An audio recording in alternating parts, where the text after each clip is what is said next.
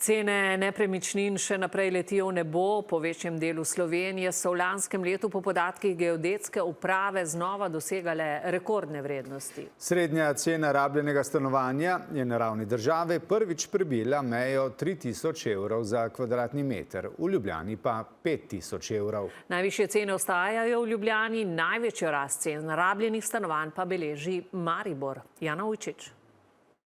To je rabljeno dvosobno stanovanje na mariborskem Taboru, veliko 62 kvadratnih metrov, pred 3 leti obnovljeno. Takšno stanovanje se komot proda za cirka okrog 180 000. In kaj kažejo podatki Gursa? Med največjimi mesti je bila lani največja rast cen rabljenih stanovanj v Mariboru, in sicer 14-odstotna, sledita Kranj z 12-odstotno rastjo in Ljubljana z 10-odstotno.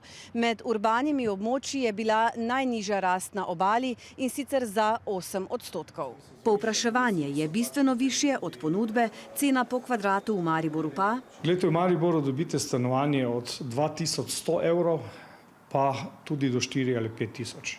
Manjša garsonjera se je prodala tudi v centru mesta tudi za približno 5000 evrov po kvadratnem metru, kar je zelo visok znesek.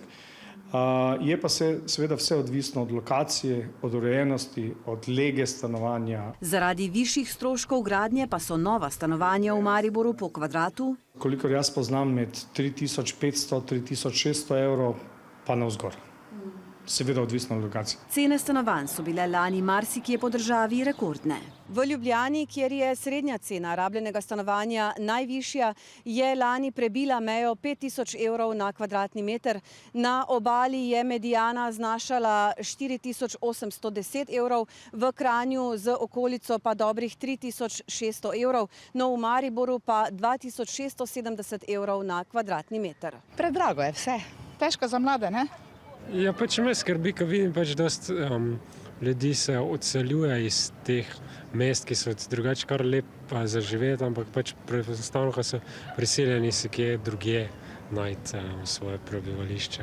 Kljub visokim cenam pa se je lani število tržnih prodaj stanovanj v Sloveniji v primerjavi z letom 2024 povečalo za 25–30 odstotkov, hiš pa za od 20–25 odstotkov.